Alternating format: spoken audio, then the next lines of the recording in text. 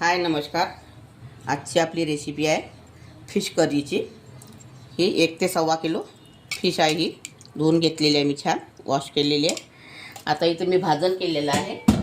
इथे 3 कांदे मोठे मोठे घेतले होते, भाजून घेतलेले आहे। त्यातच धनी टाकलेली आहे, राई टाकलेली आहे आणि टमाटर टाकला आहे, लसूण कळ्या टाकलेल्या आहे, अद्रक टाकलेलं आहे। सगळं त्यामध्ये टाकून मी हे वाटण बारीक करून घेतलेलं आहे। आता हे तेल आपलं इथं गरम झालेलं आहे। 2 चमच तेल टाकलेलं आहे। यामध्ये तेजपान टाकलेलं आहे आणि हे त्यामध्ये वाटण टाकायचं। आता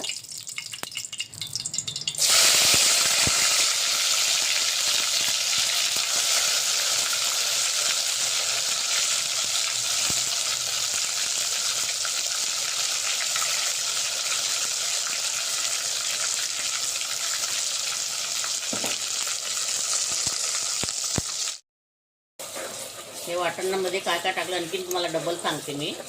3 कांदे आहे मोठे कापून घेतलेले, धनी आहे, राई आहे 2 चमच पोहे खायच्या चमच्यानी आणि थोडा खोबऱ्याचा तुकडा घेतलेला होता आणि त्यातच 10 ते 12 लसूण कळ्या, 1 टमाटर आणि अद्रकचा तुकडा। हे सगळं मी भाजण करून घेतलेलं आहे आणि तो पेस्ट केलेला आहे।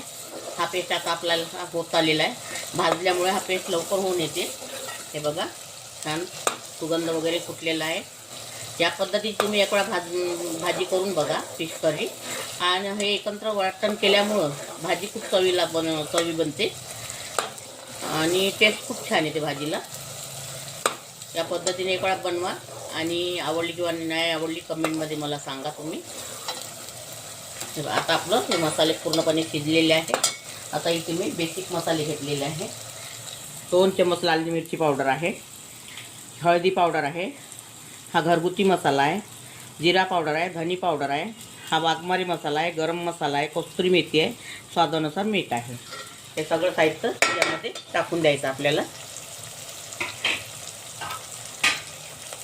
आणि सांबार थोडासा, आणखी याला 1 मिनिट छान मसाले शिजून घ्यायचे आपल्याला।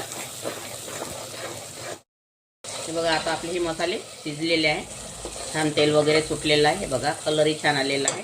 आता यामध्ये मी पाणी सोडणार आहे।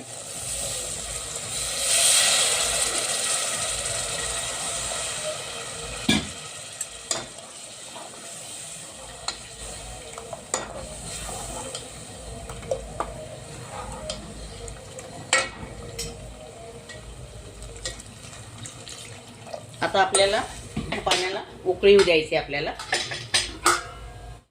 आता ह्या रसाला उकळी आलेली आहे, बघा छान कलर पण आलेला आहे, रसा उकळलेला आहे।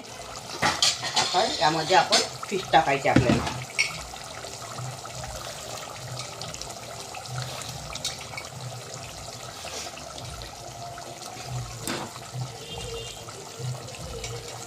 तुम्ही जर तळून फिश तळून जर भाजी केली, ती भाजी तेवढी टेस्टी नाही लागत खायला। या पद्धतीची तुम्ही भाजी करून बघा। अशी जर फिश केली तुम्ही, या फिशचा असा म्हणजे यामध्ये फ्लेवर उतरते आणि खूप सुंदर लागते भाजी, खायला टेस्टी लागते। तुम्ही या पद्धतीची भाजी करून बघा एक वेळा आणि कमेंटमध्ये सांगा मला। हे बघा आता यामध्ये मी फिश टाकलेली आहे। आता याला आपल्याला फक्त 10 मिनिटं शिजून द्यायची। आणखी थोडं मी पाणी टाकत आहे म्हणजे मच्छी शिजे पुरतं। आता याला आपल्याला 10 मिनिटं शिजून घ्यायची आहे। हे बघा आता आपली भाजी तयार झालेली आहे। आता यामध्ये सांबार टाकत आहे।